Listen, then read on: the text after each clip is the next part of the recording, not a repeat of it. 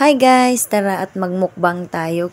Ano to guys, nung umuwi kami ng Quezon, ngayon ko lang siya na-edit. Ayan, nagmukbang po kami nung after nung birthday, ayan, birthday in Binyag, kinabukasan nagmukbang kami. Mukbang lang na yung mga tira-tirang pagkain lang nung handaan guys.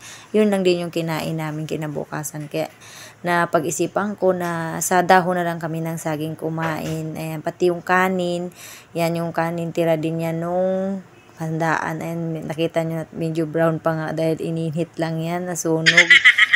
Pero okay lang yun guys, kahit na sunog naman yan, naging brown, nakakagamot pa rin ng gutom yan, di ba? Kayo talaga, mahirap lang tayo, kailangan natin kumain ng sunog, di ba? Saka na tayo kumain ng hindi sunog pag mayaman na, charis. Ayan, sabi nga ni kuya, ang tagal-tagal daw mag-ready kasi gutom na daw siya. Kaya sabi ko, pagpasensyahan nyo na, may vlogger kayong kasama, kasi kailangan kong videoan. Sabi niya, naku, sabi niya, baka makita yung mga subo namin kay lalaki. Ayan na, kaya nga nagsabaw-sabaw na lang muna sila habang nakatutok yung camera. Pero maya-maya guys, hintayin nyo, nakabanat na yan sila kasi gutom na daw sila. Kaya ayan, sobrang na-miss ko din kasi talaga na kumain na magkakasama-sama. Alam mo yun, minsan lang tayo umuwi ng probinsya, ganon. Siyempre nakakamiss din na kumain na sama-sama sa isang lamesa. Kaso hindi kami nakasama dyan kasi maliit lang yung lamesa. Sila kuya, ang lalaki. Paano kami magsiksikan dyan? Kaya yung inunan na lang sila kuya. Follow na lang yung mga girls. Ayan. Kaya sabi ko na na lang ng dahon para na rin ba iwas hugasin, charis. Ganun. O, diba? Pero yun nga lang, may mangkok sa kasi hindi naman pwedeng kamayin yung sabaw, guys, diba? Kasi paano naman natin kakamayin yung sabaw? Naku, Diyos ko po, kailan ka pa? Buti kung mahaba yung kuko mo, pwede mong kukuhin.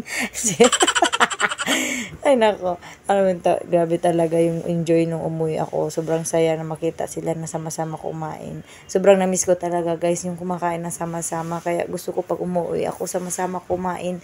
Tapos sa dahon lang ng saging kumakain. Sa next uwi ko, bala ko sa ilog naman. Sa dahon ulit kami kakain. Kaya excited na rin ako umuwi. Kaya ito naman, tapos na sila kuya, kaya kami naman mga babae. Kaya siyempre, social ang mga babae, bagong kanin ang nilatag, o, diba? Pero yung ulam, yun nga lang, yung ulam sa amin, tira na. Pero same lang naman kasi, yun lang din man yung kinain nila kuya. Kasi, yun nga lang, mayroon din yang, pala guys, yung pato na adobo, sobrang sarap. Yun nga lang, habi nga namin na magtira daw ng pampulutan nila. Kaso, sobrang sarap eh. Kaya hindi na namin napansin na ubos na. Sorry naman po. Kasi ang sarap, ibawi na lang sa next uwi. Bili na lang tayo ng maraming pato. Pato ba yung bibi? Hindi ko alam eh.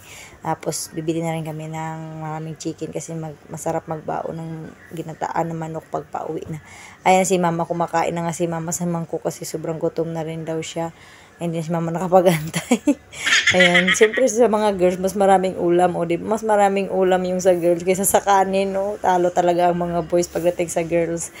Ayan si ating naglalagay na ng ulam sa gilid. Kaya ako naman nire-ready ko yung, yan na yun guys, yung na kinataan na bibi yata yung pato. Yan yung nilalagay ko. Siyempre mas maraming ulam sa girls. Siyempre pag girls talaga, laging priority yan. Ayan, ang aking pinakamagandang mother is nagkakain na siya kasi super nagugutom na daw siya. Siyempre ako kasi ang dami kong kaartihan. Kaya ayan, dami nang nagugutom sa paligid ko. Ayan, siyempre ayun na, kumakain na tayo. Alam naman hindi, diba? Ayan, si Ate Rina. Ayan, si Jennifer. Umual-mual na sila. Gutom na rin sila, no? Pare-pareho lang tayo nagugutom, guys. Lang ako kasi nagbibideo tayo. Ayan, kailangan natin videohan ang mga subo natin kung gaano kalalaki. Charis! So, ayun lang guys. Thank you for watching. Sa next upload ko guys, yun naman uwi ulit ako ng Quezon. Next mukbang pala, sorry. Ayan, sa ilog naman kami. Yun yung plan ko. Sana matupad. Thank you guys. And don't forget to follow my account. Thank you. Bye-bye.